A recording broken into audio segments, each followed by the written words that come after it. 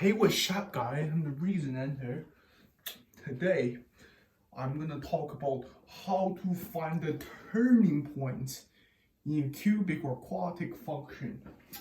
I know you guys are starting the folio now, and you're probably curious about how to find the turning points in the functions, and these you can actually write this in as the extension. I asked Whitney, and she says yes.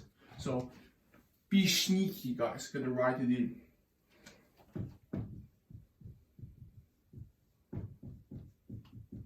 What is turning point? Yeah, what is turning point? Tell me what is turning point. So basically, what turning point is that yeah, it's turning point. Its direction is change. That's what the turning point is. Where's the turning point? This one? It's this one and this one. They are the turning point. Or this is the same as critical value. Be aware, guys. Be aware. This critical value and the critical value in the sign diagram are different. This critical value just means the turning point. It just means the turning point.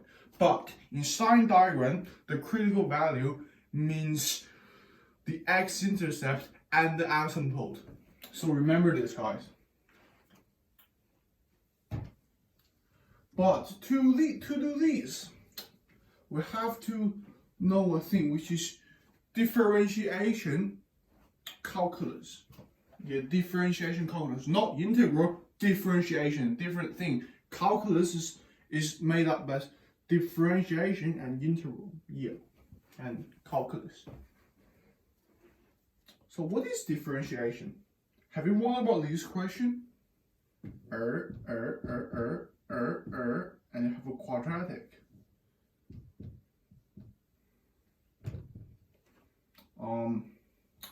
Let's say is bracket x. Not bracket x. No, let's do this, guys. Let's do this. This is a bad example. This is a bad example. Yeah, this is such a bad example. Sneaky. Oh my god, why do I keep writing bad examples? Not sneaky. So y equals to x squared. This is the equation of this quadratic function. Guys, think about this. What is this changing rate like? You can calculate the rate of changing in a particular region. Let's say in this particular region, its rate of changing is blah blah blah blah blah. So basically, you have the x value, the y value difference in y, and then you over the difference of x, like it's like a gradient. You know, it's called the rate of change. But guys, have you wondered about this question? How do you calculate the rate of changing at a particular point? Some of you guys are gonna say, it's impossible. You shitbird, it's impossible. Because you trying to say that to find a rate of change, there must be like a specific range. Within that range, you can talk about change. If there's just a point, you can't talk about change because it's a point. It's one value. It must be like a range. Yeah, I was thinking about these before as well, but with differentiation calculus, we can actually find the rate of changing of one point. Yeah, calculus is a thing that doesn't really follow the everyday concept. It's like against it. It's like against what you already know. So you're gonna be aware of this. So let's say what's the rate of changing in this point. You know that it's trend it wants to decrease. Its y value wants to decrease. So that means its rate of change must be negative because it tries to decrease, isn't it? And when a gradient is negative, the function should just decrease. And you should know this, guys. Yeah. And what about these points? What is these points' rate of change? Yeah, you know the trend of this point is it's trying to increase. So it must be a positive value. Its rate of change must be a positive value, isn't it? But think about this, guys.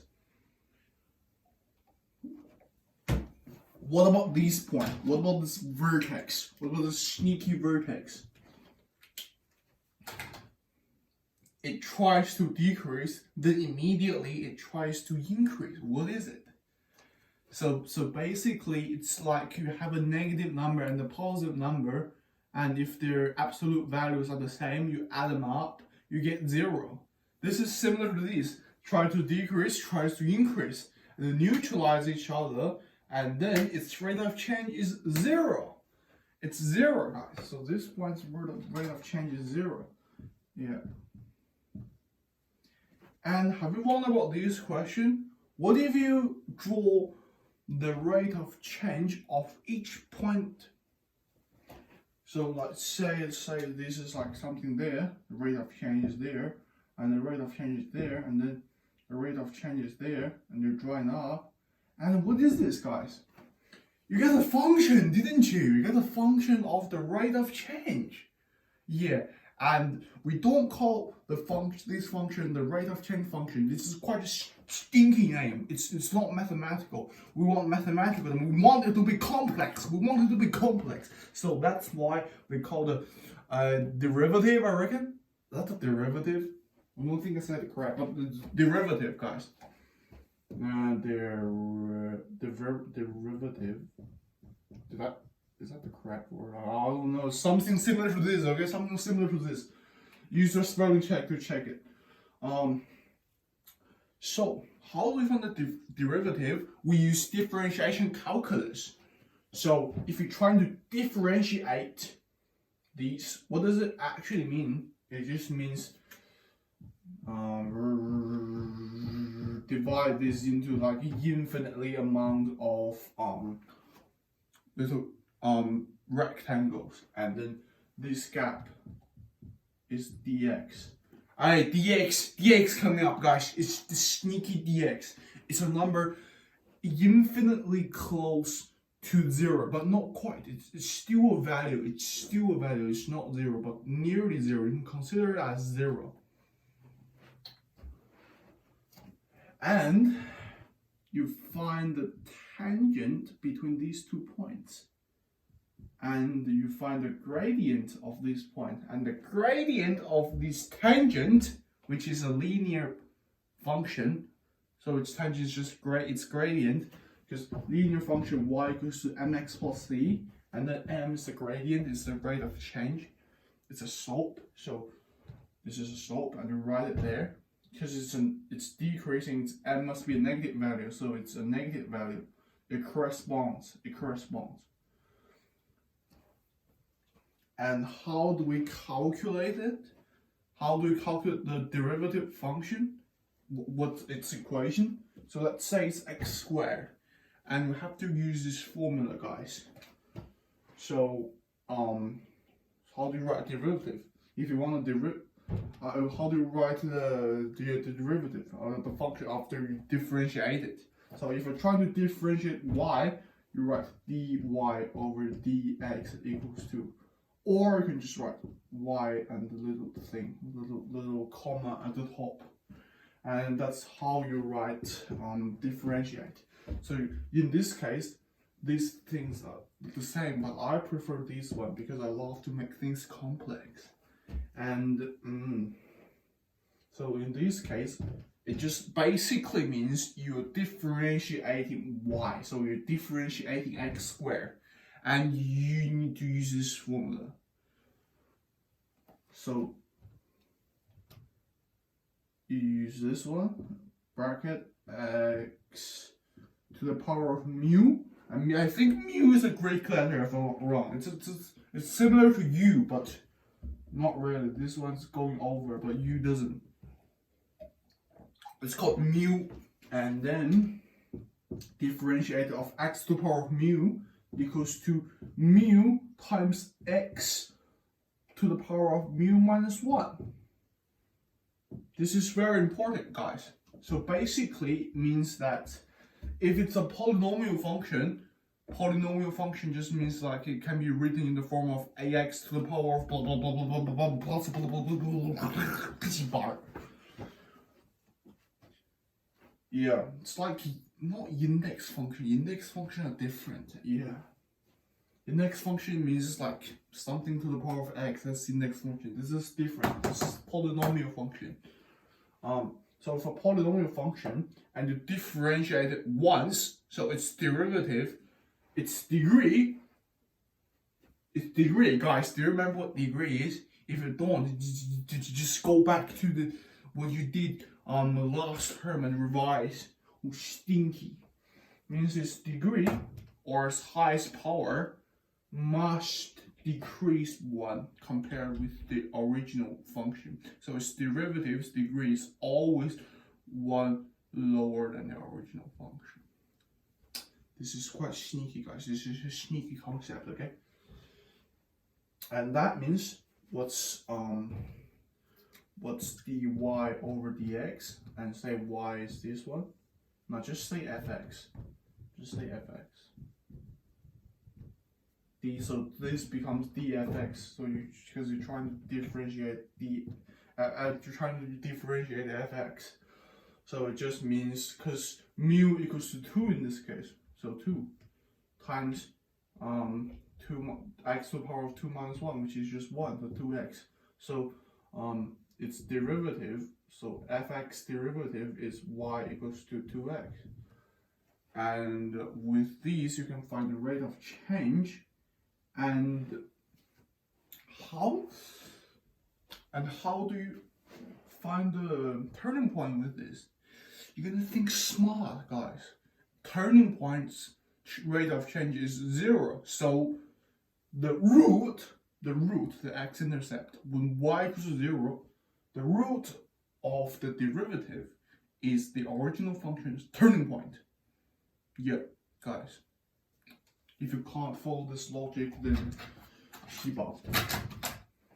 So that basically means you let y equals to 2x, it's a derivative, and then you set y to 0, so 2x equals to 0, and so for x equals to 0, that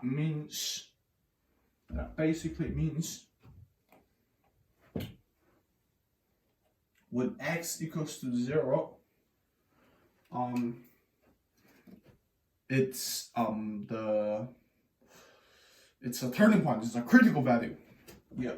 Sometimes it can be multiple turning points because like cubic they can be 2, quadratic they can be 3, and it keeps going. Shiba. And what if I have a coefficient in front? Yeah, what if I have a coefficient in front? Let's say f of x equals to 3x cubed. What if you differentiate it? What if you're trying to find its derivative? So basically the constant have to be moved out, you know? So that means I'm gonna write another formula. If you're trying to differentiate kx to the power of mu, it equals to k times this entire thing.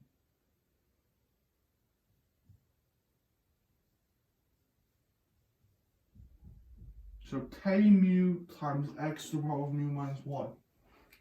That's when it has a constant in front of timing. That means in this case, dfx over dx just equals to 3, just bring to the front, times 3 times x 3 to the power of 3 minus 1 equals to 3 times 3, 9 to the x to the power of 2. Yeah, this is quite sneaky, guys. And what if you're differentiating a polynomial, like a multiple term polynomial?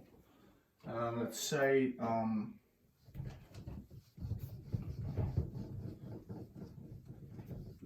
you're trying to differentiate these.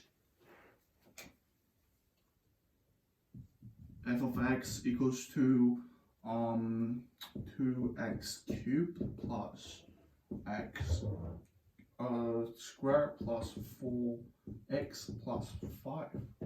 What if you're trying to differentiate these? Quite easy, guys. So the derivative of a function with multiple terms equals to the derivative of each term plusing together or minusing together.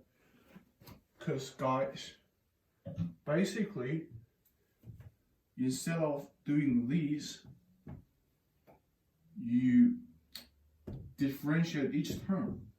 So like this. You leave the sign there. Have to leave the sign there. If it's minus, it has to be minus. In this case, it's all plus, so it's all plus. If this is minus, it's the minus corresponding.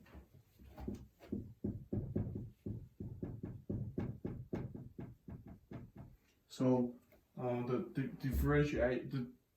derivative of a multiple term polynomial equals to all of the terms derivative adding up. Or I mean not adding up, this sign has to follow this, you know? Yeah, in this case it's all plus, so it's adding up. So we just differentiate each of it. So that equals to 2 times 3 times x squared plus 2x, I reckon, plus 4 plus 0. Guys, a constant derivative must be 0. Because a constant is a horizontal line, y equals to 5 is a horizontal line, it's not changing at all, it just stays there. So its rate of change is 0. Or you can think like a constant is so this is 5 to the power of 1. No, I can't think like that. Yeah, constant's derivative is just 0. I have to remember this. Because it's not changing at all. Every point on the function is turning point, it's critical value. And so basically, it equals to 6x squared plus 2x plus 4. And what you can notice is that its degree is decreased by 1. Its highest power decreased from 3 to 2. Yeah, this is easy, guys. Have to remember this. And if you're trying to find the critical values or the turning points of the function f of x, you can just set these derivative function to 0. So let's say this equals to 0, and you solve for x. After you find x, you're gonna substitute the x value you found into the original function, guys, because you're finding the turning point in the original function, so we have to substitute it into the original one. So substitute the x value found in the derivative, and then substitute insert it to the original one. And for the y value and x value, it's the x and y coordinate of the turning point of the original function. So you might need to write these in your water slide thing, because yeah, why not? This boosts your mark, I reckon. So thank you for watching. I will see you next video about how to convert a complex number from polar form to Cartesian form.